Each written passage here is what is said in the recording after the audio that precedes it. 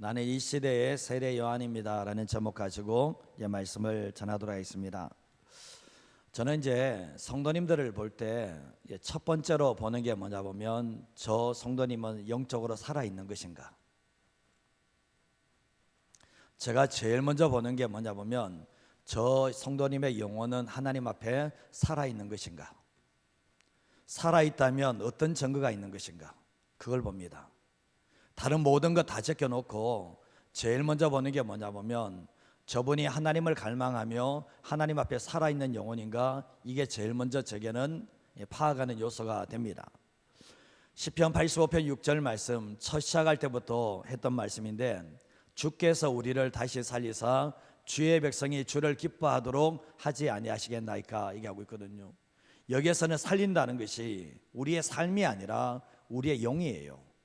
주님께서 우리의 영혼을 다시 살리시면 주님의 백성이 주님을 기쁘시게 하는 삶을 살게 되지만, 예수님을 만났다고 하면서 그 영혼이 살아있는 생명력이 있는 삶을 살지 않으면 그 사람은 하나님을 기쁘시게 하는 삶을 살지 않아요. 정말 자기의 유익을 위해서 삶을 살아가는 삶을 살게 되거든요. 그래서 개인의 부흥이 뭐냐 보면 내 영혼이 살아나는 거예요. 내 영혼이 성령 충만하고 은혜 충만한 영혼들로 다시 살아나는 거예요. 그러면 내 영혼이 살려지게 될 때 비로소 뭡니까? 내가 삶을 살아갈 때 이전에는 나를 기쁘게 하는 삶, 나의 유익을 위해서 삶을 살았다면 주님을 기쁘시게 하는 삶을 살아가겠다는 것을 알게 되는데, 많은 분들이 보면 착각하는 것 중에 하나가 뭐냐 보면 내가 교회를 나오면 내가 지금 내 영혼이 살았다라고 생각할 때가 있거든요. 그거 아니거든요. 교회를 나온다고 해서 그 영혼이 구원받은 것도 아니고, 교회에 나온다고 해서 그 영혼이 살아있는 것도 아니에요. 가장 중요한 게 뭐냐 보면 주님과의 1대1의 만남이냐는 거예요. 주님과의 1대1의 만남 속에서 정말 주의 성령께서 은혜가 우리 안에 임함으로 말미암아 내 안에 주님으로 채워지는 역사가 일어날 때, 주님이 채워지는 것만큼 결국 주님을 위해서 삶을 살아갈 수가 있다는 것을 알게 되는 겁니다. 영적으로 병들고 죽은 상태에서는 부흥이 오지 않습니다. 내가 영적으로 죽은 상태에서 가정의 부흥이 오는가? 오지 않아요. 내가 영적으로 죽어 있는데 누구를 살린단 말인 거예요? 살리지 못해요. 한 영혼도 못 살려내요. 그러나 내 영혼이 정말 영혼이 살아나고 성령 충만해질 때 결국 나를 통해서 살려내시는 하나님의 역사가 있게 되는 거죠. 그래서 부흥의 시작은 공동체가, 교회 공동체가 영적으로 다시 충만해지는, 오순절 마가의 따라파의 성령의 충만함으로 그 영혼들이 살아날 때 하나님의 공동체가 정말 하나님의 사명들을 잘 감당할 수 있다는 것을 기억하시면서 살아가셔야 됩니다. 세상 사람들은 두 종류를 얘기한다면, 넓은 문 넓은 길로 가는 사람이 있는가 하면 좁은 문 좁은 길로 가는 사람이 있습니다. 예수님을 만난 사람들도 두 부류로 나눌 수 있다면, 예수님을 만나고도 넓은 길로 걸어가는 사람이 있는가 하면 예수님을 만나고 난 뒤에 주님이 원하시는 좁은 길로 들어가는 사람들이 있습니다. 주님이 중심이냐 내가 중심이냐는 거예요. 예수님을 만나고 난 뒤에 내 삶의 모든 주도권이 예수님께로 갔는가, 아니면 그 주도권을 여전히 내가 가지고 있냐, 그 차이가 바로 넓은 길을 가는가 좁은 길을 가는가, 그 차이를 가져오게 되는데, 우리의 삶 속에 고난이 있고 연단이 있습니다. 죽을 것 같은 고난이 있고 연단이 있는 이유가 뭐냐 보면 주님은 너가 죽으라는 거예요. 너 죽으라는 거예요. 너 죽지 않으면 너는 좁은 길 못 따라온다는 거예요. 삶 속에 보면 이 고난이 없어서 삶을 살아오신 분들은 자기 죽음을 경험해 보지 못했어요. 그렇기 때문에 이분은 늘 머리 생각 속에, 삶 속에 뭐냐 보면 늘 넓은 길을 추구하는 것이 왜 안 없어지는가 보면 그 삶의 고난을 통해서 연단의 과정을 거치지 않았기 때문에 뼛속까지 세상으로 채워지는 그런 삶을 살게 된다는 겁니다. 우리가 잘 아시다시피 극소수의 그리스도인들만 좁은 문 좁은 길을 걸어가고 있다고 해도 과언이 아니라는 것을 알게 됩니다. 제가 이제 우리 성도님들이 김장을 참 열심히 너무 잘해 주셨거든요. 그래서 보면 오직 김장을 또 잘하셨는데, 저는 어제 태영건설의 기독성교회 설교 때문에 송구영신 예배 설교 부탁을 받고 서울에 올라갔습니다. 서울에 올라가는 길에 우리 전사님이 자리를 기가 막힌 데 잡아줬어요. 그 정중간에 4명이 앉는 자리 아시죠? 거기 앉았습니다. 근데 제 주변에 제 아들과 같은 25살짜리 자기가 이게 25살짜리 세 명이 제 주변에 있었어요. 걔들이 조용히 잤겠습니까? 갈 때까지 이야기했겠습니까? 예, 갈 때까지 타는 순간부터 자리에 앉는 순간부터 갈 때까지 얘기를 하는데 제 몸이 피곤하겠습니까? 안 피곤하겠습니까? 엄청나게 피곤하죠. 한숨 자려고 앉았는데 마지막 서울 도착하는 순간까지 잠 한숨 못 잤습니다. 계속 이야기하는데 눈을 감고 있어도 잠이 옵니까? 계속 세 명이서 이야기를 하는데 근데 쉼없이 이야기를 하는데 아무리 눈을 감아도 차마 내가 조용히 하라는 얘기를 못 하겠고 그래서 그냥 가만히 뒀습니다. 근데 그들의 대화가 듣기 싫어도 다 들리는 거예요. 귀를 막고 있지 않아 들리는데 세 명 모두 다 자신이 걸어가는 길에 대해서 미래에 대한 확신이 없어요. 들어보니까. 그리고 주어진 현실적인 장벽 때문에 두려움이 너무나 많이 있는 모습을 그들이 이야기하더라고요. 그러면서 이런 표현을 하더라고요. 좋아하는 것을 계속하면 실패할 수 없다. 좋아하는 것을 계속하면 작곡가거든요. 세 명 다 작곡가예요. 좋아하는 것을 계속하면 실패할 수 없다 그러는데 그들의 말 속에는 이미 실패를 전제로 하고 얘기를 하고 있더라고요. 내가 아무리 좋은 거 해도 안 된다는 얘기를 계속 뒤에서 하고 있더라고요. 근데 이제 그런 모습을 보면 귀엽기도 하고 이제 들으면서 근데 마지막 그들이 원한 게 뭐냐 보면 이 작곡을 통해서 성공하고 싶은 이유가 뭐냐 보면 사회적인 안정과 그리고 또한 부여를 위해서 하기를 원하는데 이 마음이 딱 읽혀지는 거예요. 그러면서 느꼈던 게 뭐냐 보면 얘들도 힘든 작곡가의 길을 가지만 결국은 원하는 것이 정말 성공된 넓은 길로 가고자 하는 그런 마음을 보게 되었습니다. 그래서 저녁 6시 돼 가지고 이제 태운건설 기독 선교회가 이제 송구영신 예배가 시작됐거든요. 예배 드리는데 얼굴이 어두워요. 우리 교회 성도들보다 어두워요, 얼굴이. 이게 얼굴이 어두운데 태운건설이 계속 위기에 있거든요. 부도가 나면서 옥화이 계속해서 진행되는 있는데 회사가 내년에 가장 큰 위기가 될 거라는 거예요. 이미 예측을 하고 있는데 임원들이 한 번도 임원을 뽑는 데가 없고 임원은 계속 나가고 있고 직원들도 계속해서 해고당하는 그런 상황 가운데 있는데 올해도 수많은 직원들이 해고를 당했던 거예요. 근데 다행히도 기독 선교에 다니는 분들은 단 한 명도 해고도 당하지 않고 모두 다 남아있는 모습을 보게 되었습니다. 서로 기도합니다. 정말 나만 여기 살아남는 게 아니라 다 함께 살아남을 수 있도록 위해서 기도했고 정말 우리를 여기 보냈다면 복음화하고 예수 전하기 위해서 우리를 남겨달라고 기도했는데 주님께서 그 기도를 받아주시는 역사가 있게 되었습니다. 근데 어제 말씀을 전하면서 설교 제목이 순종하라 그리하며 살리라. 순종하라 그리하며 살리라. 그 설교를 하게 되었는데 정말 세상 속에 있지만 타협에 넓은 길을 가지 마시고 순종의 좁은 길을 가는 게 맞다. 정말 직장 언제 해고될지 모르지만 끝까지 가실 때 정말 세상과 타협하면서 넓은 길 가려고 하기보다는 주님의 말씀에 순종하면서 좁은 길을 가면 주님께서 그 이후의 삶은 주님이 책임져 줄 겁니다. 그 설교를 하게 되었습니다. 근데 기도하는 분도 보면 하나님 우리가 언제 될지 어떻게 될지 모르지만 이 남아있는 시간 속에서 예수님의 복음을 통해서 영혼들을 살려낼 수 있는 우리가 되기를 원합니다. 이런 기도를 하고 있더라고요. 그 기도를 들으면서 느낀 게 뭐냐 보면 기차 타고 갈 때 애들은 다 넓은 길 가려고 하는데 여기 있는 사람은 제 벼랑 끝에 서 있는 모습에도 불구하고 그래도 좁은 길을 가려고 하는 그 사람들이 모였구나 이런 생각들을 해보게 되었습니다. 여러분은 구원을 받고 세상의 한복판 내에 살아가면서 어떤 사람으로 살아오셨습니까? 지금까지. 그리고 앞으로 남은 인생은 어떻게 삶을 살아가기를 원하십니까? 이 세례 요한의 모습을 통해서 내가 해답을 찾으셨다면 그것을 내 가슴에 품으셨다면 남는 것은 살아내는 것만 남았다는 것을 기억하셔야 돼요. 비전 특별 새벽 기도회 새벽 부흥회 설교를 하면서 주제가 뭐였습니까? 그는 행하여야 되겠고 나는 쇠하여야 하리라. 이게 세례 요한의 고백이었거든요. 세례 요한이 가장 위대한 고백이 이겁니다. 그는 행하여야 되겠고 나는 쇠하여야 하리라. 이게 그는 점점점 커가고 나는 점점점 작아져 가기를 원했던 것이 세례 요한인데 좁은 길을 걸어가는 사람이 아니면 이런 고백은 절대로 할 수 없다는 것을 알게 됩니다. 예수님 믿고 내가 잘 되기를 원합니다. 예수님 믿고 내 자녀들이 잘 되기를 원합니다. 예수님 믿고 내 가정이 잘 되기를 원합니다. 이렇게 하지 정말 우리가 망해짐으로 예수님이 잘 되기를 원합니다. 이런 고백은 잘 하지 않게 된다는 거예요. 근데 세례 요한은 그의 고백대로 그 삶이 어떻게 했습니까? 자신은 점점점 사해지며 감옥에서 목배임을 당하게 되고 오직 예수님만 높여드리는 삶으로 끝맺음을 하게 되었잖아요. 그래서 세례 요한은 고백이 고백으로 끝난 게 아니라 삶으로 이어졌기 때문에 그 고백은 우리에게 울림을 주는, 큰 울림을 주는 고백이었다는 것을 알게 됩니다. 우리가 오늘 말씀처럼 나는 이 시대의 세례 요한입니다 했을 때 내가 세례 요한이 될 수는 없어요. 그러나 세례 요한이 추구했던 그 길을 따라가야 될 사명이 우리에게 있다는 것을 기억하셔야 됩니다. 그게 뭡니까? 예수님을 드러내고 예수님을 나타내는 삶이 바로 세례 요한이 갔던 그 길이었다는 것을 알게 되죠. 자, 오늘 말씀 첫 번째로 하시는 게 뭔가 같이 한번 읽어보겠습니다. 세례 요한처럼 넓은 길을 추구하기보다 좁은 길을 추구하는 인생이 되어야 합니다.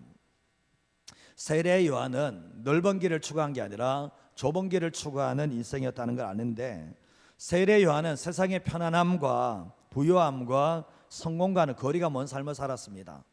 제사장의 가문에 살아서 가만히 있으면 얼마든지 편안한 삶을 누릴 수 있고 얼마든지 안락한 미래가 보장된 가운데서 세례 요한은 그 길을 걸어갔지 않았다는 거예요.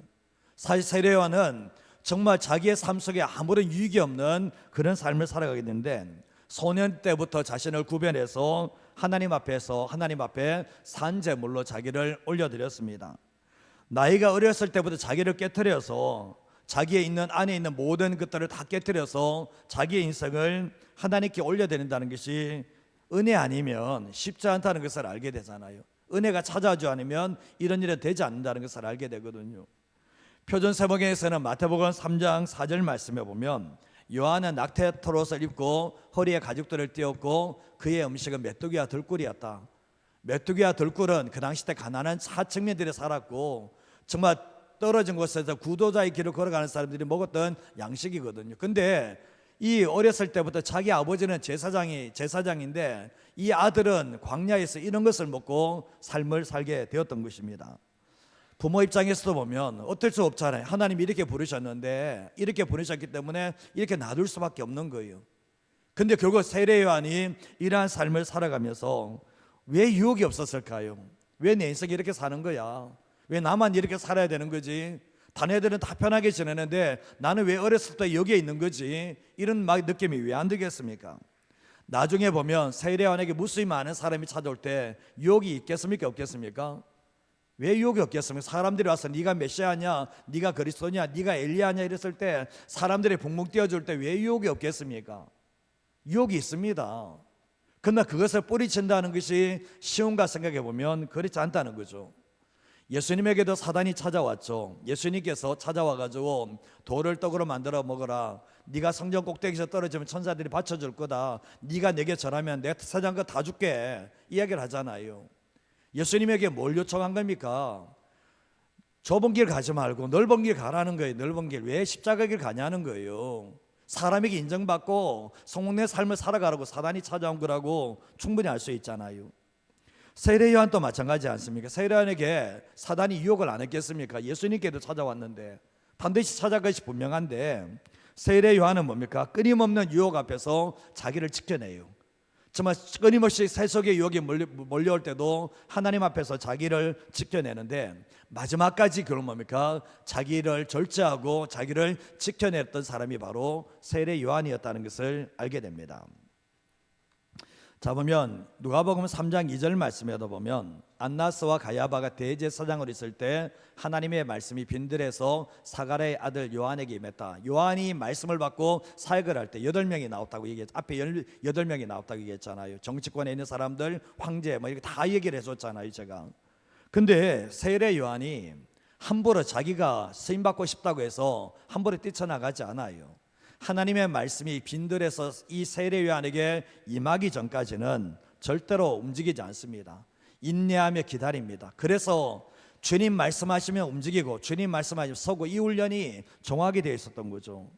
이런 사람들이 좁은 길을 가는 것이지 주님 말씀하시기도 전에 도망가 버리고 주님 말씀도 안 했는데 보면 그죠? 정말 자기가 쓰임받겠다고 뛰쳐나오고 이런 것들은 이런 사람들은 하나님께 쓰임받는 삶을 살아가기는 힘들다는 거예요.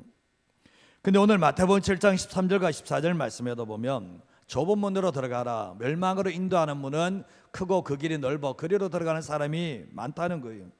생명으로 인도하는 문은 좁고 길이 협착하여 찾는 이가 적다라고 말씀을 합니다. 이게 예수님의 말씀이에요. 예수님은 좁은 문으로 들어가라고 말씀하는데, 멸망으로 인도하는 문은 크고 그 길이 얼마나 넓은지 그리로 들어가는 자가 너무나 많다는 거예요.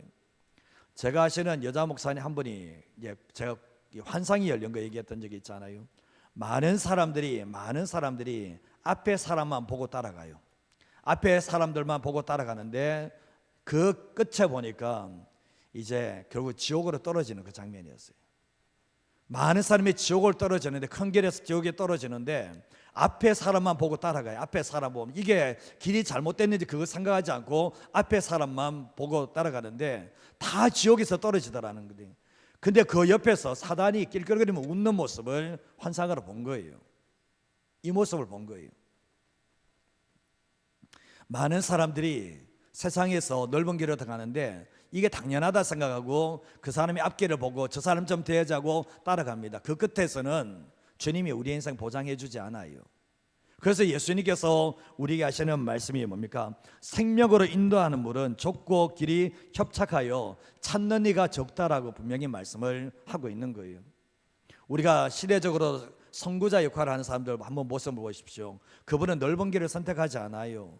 예수 안 믿는 사람이 할지라도 좁은 길을 선택해서 많은 사람에게 영향 미치는 삶을 사는 모습을 보게 되잖아요. 예수님의 제자들도 그렇지 않습니까? 예수님을 따라가면서 불구하고 넓은 길을 생각하고 있어요. 주의 나라가 임할 때 우리가 어떻게 될 것인가에 대해서 생각하면서 따라가는데, 그들이 세상의 어뜸이 되기를 원했습니다. 예수님과 함께. 그러나 예수님께서는 그들에게 하셨던 말씀입니까? 그 길이 멸망의 길이라는 거예요. 그거는 생명의 길이 아니라는 것을 말씀하셨거든요. 그러면서 예수님께서는 자신이 좁은 길을 가는 것처럼 제자들도 좁은 길로 들어오기를 원하셨는데, 그들이 성령을 받고 난 뒤에 충만해지고 난 뒤에 비로소 넓은 길이 아니라 좁은 길로 들어갔다는 것을 알게 되는 거죠. 우리가 세상의 넓은 길, 즉 이게 편안하고 쉬운 길을 가고 싶은 마음이 있습니다. 문제는 뭐냐면 거기에 주님이 안 계신다는 거예요. 거기에 주님이 안 계신다는 거예요. 그 끝에는 주님이 기다리지 않는다는 거예요. 그게 문제라, 가장 큰 문제인데, 그리고 주님과 너무나 멀어지는 게 뭐냐 보면, 내가 세상의 넓은 길을 갈 때 주님과 계속해서 멀어지는 그런 삶을 살게 돼 있다는 거예요. 우리가 그리스도인이라고 하면서 그리스도 예수께서 가신 길을 가지 않는다, 이거 누굽니까? 이거 그리스도인이라고 하면서 그리스도 예수께서 가신 길을 안 따라간다, 이게 누굽니까? 이 그리스도인이 맞는 거예요? 성경에서? 이거는 그리스도인은 아니에요. 이 그리스도인은 아니에요. 머릿속에 내가 그리스도인이라고 이야기하면서 그리스도께서 가신 길은 안 따라간다, 이 사람을 이야기할 때는 구원은 받았는지 모르겠지만 그리스도인이라고, 참된 그리스도인이라고 말하기는 힘들다는 거죠. 우리가 세상 속에서 넓은 길이 아니라 좁은 길을 간다는 것은 쉽지 않습니다. 우리에게도 유혹이 참 많잖아요. 순간순간 편안한 길, 쉬운 길을 찾고자 하는 그런 마음들이 있잖아요. 그러나 그 길을 가면 안 돼요. 그 길을 가면 그 길은 주님이 인정하지 않는 길이라는 것을 알게 되는데, 이게 어떻게 해서 안 갈 수 있는가? 자기 절제가 필요하고 자기 깨트림을 통해서 죽음을 경험할 때 그 길은 안 가는 것이지, 내가 살아있는 한 그 길은 결국 갈 수밖에 없다는 것을 우리 모두는 알게 됩니다. 우리의 힘으로 좁은 길을 선택하면 갈 수 있는가? 갈 수 있습니까? 못 가잖아요. 솔직하게 우리 힘으로는 안 된다는 거죠. 제자들이 그렇게 넓은 길을 추구해 가다가 갑자기 좁은 길로 들어옵니다. 자기 힘으로 된 겁니까? 아니잖아요. 그들이 오순절 마가에 따라 10일 동안 기도하면서 하나님의 은혜가 임받고 성령의 충만함이 임했을 때 결국 뭡니까? 좁은 길을 걸어가더라도 밤낮 기뻐할 수 있는, 주님과 함께하는 사람이 될 수가 있게 되었던 거죠. 하나님과 머무는 시간이 많으면 많을수록, 하나님과 머무는 시간이 오래면 오래일수록 그 사람은 주님께서 그 사람을 바꿔줘요. 그러나 주님께 머무는 시간들이 짧은 사람은, 그 사람은 변화되기도 전에 뛰쳐나가 버리거든요. 그래서 그분은 항상 넓은 길을 추구하는 삶을 살아갈 수밖에 없다는 것도 기억하셔야 됩니다. 세례 요한은 정말 짧은 인생 살았거든요. 30대 초반에 죽었습니다. 이렇게 죽고 싶은 사람 아무도 없어요. 우리의 인생 또한 길지만은 않습니다. 세례 요한보다는 훨씬 더 살게 되지만, 그러나 한 번뿐인 인생이 속히 간다는 거 다 알잖아요. 그러나 우리의 삶에 남는 게 뭘까? 오직 예수 그리스도를 따라서 좁은 길을 갔던 그 삶만 남는다는 것을 기억하셔야 됩니다. 많은 사람들이 이 길을 가야 된다는 것을 알면서도 머리로는 가야지 하면서 삶 속에서는 가지 않습니다. 왜냐하면 영적으로 준비가 안 됐다는 거예요. 영적으로 준비, 자기 깨트림의 시간도 없고 자기 부인의 시간도 없고 자기 죽음의 시간도 없었는데 이 길을 갈 수 있는가? 못 갑니다. 갈 수가 없어요. 그래서 우리가 이 특별 새벽 부흥회를 통해서 이 세례 요한이 어떤 인물인지를 알았다면, 내가 만약 그 구문과 맞춰지는 존재가 되려고 하신다면 주님 앞에 거룩한 몸부림의 시간이 없는 한 그 길은 그림의 떡이지 그 길을 갈 수 없다는 것을 기억하셔야 됩니다. 은혜가 와야 돼요. 성령 충만이 와야 돼요. 그럴 때 결국 뭡니까? 주님의 길을 따라갈 수 있다는 것을 기억하시면서 기도하는 복된 삶이 되시기를 주님의 이름으로 축복합니다. 두 번째로 하시는 게 뭔가 읽어보겠습니다. 우리의 인생 주님의 다시 오실 길을 예비하는 마지막을 향해 달려가야 합니다. 우리의 인생 주님의 다시 올 길을 예비하는 그 마지막을 향해 달려가야 되는데, 각자에게 가야 될 길이 있습니다. 저는 저대로 가는 거고요. 여러분은 여러분대로 가는 거예요. 함께 협력해서 하나님 나라 위해서 가는데, 여러분 한번, 여러분이 저 인생 산다는 걸 생각하시면 쉬울 것 같습니까? 보면 또 마찬가지로 제가 여러분이 간 길을 가면 가는 게 쉬울 것 같습니까? 둘 다 힘들어요. 사실은 둘 다 쉽지 않아요. 왜 그런지 아십니까? 하나님께서 각자에게 원하는 길이 있고 각자에게 맡겨진 사명의 길을 가면 그 길은 그렇게 어렵지 않아요. 왜냐하면 주님이 도와주신 은혜가 있고 은사가 달란트가 있잖아요. 그러나 내가 다른 사람의 인생을 살려면 힘들게 되거든요.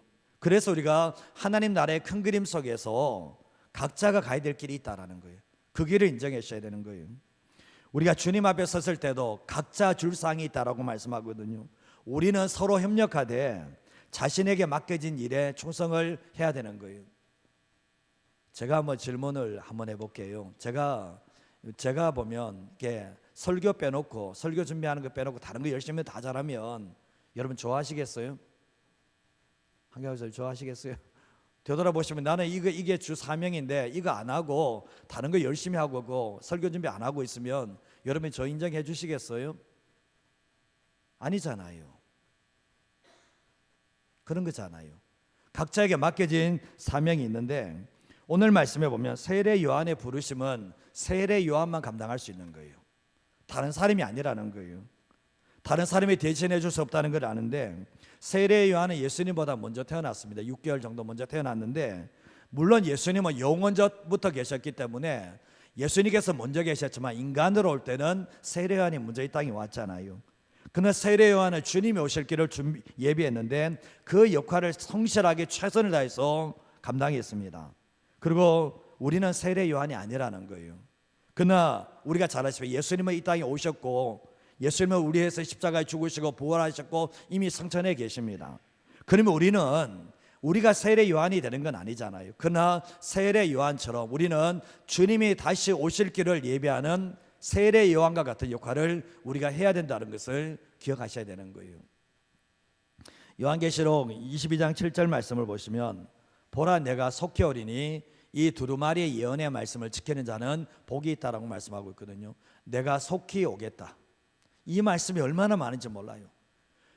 이 두루마리의 예언의 말씀, 요한계시록이 1차적이죠. 이 예언의 말씀을 지키는 자가 복이 있다라고 말씀하시며 10절과 11절 말씀에도 보면 또 내게 말하되 이 두루마리 예언의 말씀을 임봉하지 말라는 거예요. 열어놓으라는 얘기죠. 그러면서 때가 가깝다라고 말씀을 합니다. 그러면서 뒤에 말씀에 불의를 행하는 자는 그대로 불의를 행하고 더러운 자는 그대로 더럽고 의로운 자는 그대로 의를 행하고 거룩한 자는 그대로 거룩하게 하라라고 말씀을 합니다. 예수님의 재림이 임박했기 때문에 예언의 말씀을 임봉하지 말라는 거예요. 임봉하지 말고 열어두라고 얘기를 하죠. 때가 가깝기 때문이라고 이야기하고 있고, 뒤에 말씀에 보면 참 이게 이해 안 되는 말씀을 합니다. 불의를 행하는 사람은 그대로 불의를 행하고 더러운 자는 그대로 더럽고 의로운 자는 그대로 의롭고 거룩한 자는 그대로 거룩하게 하라고 얘기했을 때 이 말씀을 보시면 그러면 더 이상 회개 기회는 없는 건가? 더 이상 달라질 기회가 없는 건가? 이렇게 주장하는 분들이 있는데 그게 아닙니다. 이것은 바로 마지막 때에 사람들이 자신들의 마음과 행위대로 열매를 거두게 될 것에 대해서 말씀을 하고 있는데, 근데 이 말씀은 뭐냐 보면 지금이 바로 회개될 때라는 것을 얘기하는 거예요. 완전 마지막에 가면 회개하고 싶어도 회개하지 못하는 때가 있다는 것을 알게 되는데, 사람은 그렇습니다. 마음은 자꾸 완악해지는 모습이 있거든요. 그래서 돌아오기가 힘들 때가 있거든요. 그래서 고린도후서 6장 2절 말씀에도 보면 사도 바울이 하는 말이 뭡니까? 지금이 뭐죠? 은혜 받을 때고 지금이 구원의 날이라고 분명히 말씀을 하는 거예요. 지금이라는 것을 너무나 강조 많이 하는 게 뭐냐 보면, 사람들은 자꾸 뭡니까? 나중에 나올게요, 나중에 예수 믿을게요 이러지만 그때는 못 돌아옵니다. 거의 다 사람 마음이 계속해서 완악해지거든요. 그래서 못 돌아오는 거예요. 그래서 주님께서 이 요한계시록 말씀을 통해서 마지막 말하지 말고 지금 회개하고 돌아오라는 그 말씀을 하고 계시는 거죠. 그리고 12절과 13절 말씀에도 보면 보라 내가 속히 어리네 내가 줄 상이 내게 있는데, 예수님에게 줄 상이 있습니다. 근데 각 사람에게 그가 어떻게 해요? 행한 대로 갚아주겠다는 거예요. 행한 대로. 그리고 내가 알파와 오메가요, 처음과 마지막이요, 시작과 마침. 내가 시작이고 내가 마침이다, 이 말씀을 하시는 거예요. 예수님이 시작이고 예수님이 끝이라는 것을 말씀하시는데, 또 얘기하시는 보라 속히 오겠다, 내가 줄 상이 내게 있는데 각 사람에게 단체로 주겠다. 이게 아닌 게 뭐죠? 각 사람에게 그가 행한 대로 갚아줄게. 주님이 이 말씀을 하고 계시는 거예요. 구원이 단체로 받습니까? 구원이 단체로 받아요? 아니잖아요. 그러면 상급도 단체로 받습니까? 아니요, 개인으로 받는 거예요. 개인으로. 각 사람이 살았던 그 삶을 평가하시면서 주시는데, 예수님께서 내가 처음이고 내가 마지막이고 내가 모든 것을 다 알고 있고 내가 그들이 행한 대로 갚아주시겠다라고 분명히 말씀을 하십니다. 근데 요한계시록 22장 20절과 21절 말씀에도 보면 이것들을 정언하신 이가 이르시되 내가 진실로 어떻게 해요? 속히 오리라 하시거늘 아멘. 주 예수여 오시옵소서. 주 예수의 은혜가 모든 자들에게 있을지어다. 아멘. 얘기합니다.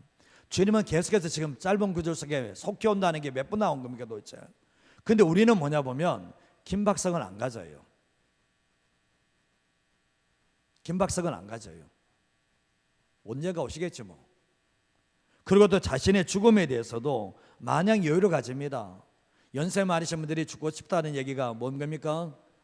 다 거짓말이라고 그러잖아요. 다 거짓말. 그것도 새빨간 거짓말. 김박성을 안 가진다는 거예요.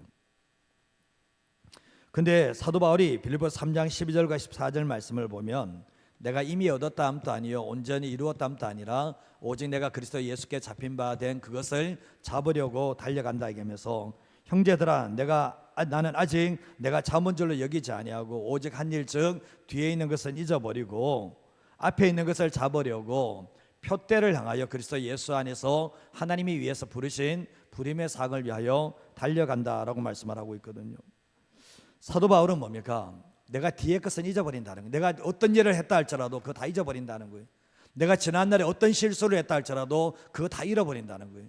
과거가 발목 잡아서 과거의 영광에 취해서도 안 되고, 제가 이제 그렇지만 과거에 왕년에 뭐 이렇게 했다 그런 분들 있잖아요. 그분들 대부분 다 지금 못해요. 그걸 지금 못하니 그 얘기하는 거거든요. 사도 바울은 뭡니까? 내가 목숨을 잃어버릴 만큼 복음 전했지만 뒤에 것을 잊어버린다는 거예요. 내가 실수했던 적도 그것도 잊어버린다는 거예요. 회개하면 잊어버린다는 거예요. 그러면서 표대를 향해서 부름의 상을 위해서 달려간다라고 분명히 말씀을 하고 있거든요. 마지막 주님 앞에 서는 것 순간까지는 끝까지 달려가겠다라고 분명히 말씀을 합니다. 세례 요한도 그렇지 않습니까? 세례 요한의 인생을 따라가기는 참 버겁습니다. 사실은 진짜 버거워요. 단 하루도 자신을 위해서 편안하게 살아본 날이 세례요한에게 있었습니까? 한번 보시면 자신의 유익을 위해서 편안하게 산 적이 있습니까? 세례요한의 삶에 그게 안 보여요. 감옥에 있을 때 외에는 신적도 별로 없었다는 이런 느낌 받아요. 사실은 감옥에 있을 때 외에는 신적도 별로 없었던 사람이구나. 결국 뭡니까? 자신의 유익을 위해서, 자신의 쾌락을 위해서 살았던 적이 없는 사람이 세례요한 같이 보여요. 감옥에서 자신의 인생길을 되돌아봤을 때 참 보면 쉼없이 살았다. 정말 표대를 향해서 쉼없이 살았다. 이거 한 개밖에 남지 않는 인생이 아니었을까, 이런 생각들을 해보게 됩니다. 우리의 삶을 살아갈 때 나는 어떻게 살아가야 되는가, 내 인생 어떻게 살아가다가 부르심을 받아야 되는가, 이 성경은 세례 요한에 대해서 이렇게 얘기를 해놓고 있는 거예요. 우리의 삶을 살아갈 때 그냥 아무런 몸부림 없이, 거룩한 몸부림 없이 살아간다 하신다면, 내가 이 모습에 내가 만족하며 나 이 정도면 됐지라고 생각하는 사람들은 세례 요한의 삶을 닮아갈 수는 없어요. 그렇게 닮아가지는 못해요. 그러나 내 모습을 바라보시면서 이게 주님이 원하시는 모습은 아닌데, 주님께서 내게 원하시는 모습은 이 모습은 아닌데 생각하시면서 다시 한번 내 자신의 마음을 되잡고 다시 내가 주님 앞에 내 자신을 올려드리며 믿음의 주에 온전케 하시는 그 예수를 끝까지 따라가겠다고 성령님께서 도와달라고 요청하는 사람들이 그리고 그 길을 걸어갈 수 있다는 것을 기억하셨으면 합니다. 저는 성도님들이 하나님의 말씀이 남았으면 좋겠어요. 가슴에 하나님의 말씀이, 그 말씀이 내 인생을 이끌어가는 그 말씀이 되어서 내 인생 사람과 비교하면서 세상 속의 편안함 때문에 행복해하면서 그렇게 살아가는 어리석은 인생 되지 마시고 세례 요한처럼 오직 한 길을 걸어갈 수 있는, 예수를 위해서 살아가고 주님의 다시 오심을 준비하는 그러한 삶을 살아갈 수 있는 저와 여러분의 삶이 되시기를 바랍니다. 각자에게 줄 상이 있습니다. 각자의 부르심이 있고 각자의 줄 상이 있습니다. 제가 늘 말씀드린 게 있죠. 목회자에게는 특권은 없어요. 여러분 많이 맡겼으면, 성경에 나오죠, 많이 맡겼으면 많이 찾는다, 그 얘기 하시잖아요. 그래서 우리는 동해선상에서 가는 거예요. 누가 주님을 깊게 만나서 누가 내 영혼이 살아나고 내 자신이 깨트려졌는가에 따라서 주님의 길을 가는 사람이 결정나는 것이지, 다른 부분에서 결정나는 것은 아니라는 걸 기억하시고, 기도하실 때도 그렇습니다. 기도할 때 내 자신이 죽어야죠. 내 자신이 깨트려져야죠. 내 유익과 내 성공이 깨트려져야지 주님의 길을 갈 수 있는 거예요. 오늘도 기도하실 때도 그런 기도를 통해서 내 안에 주님이 살아계시고 나는 죽고 예수로 살아가는 그런 세례 요한과 같은 삶을 살아가는 저와 여러분 인생 되시기를 주님의 이름으로 축복드립니다.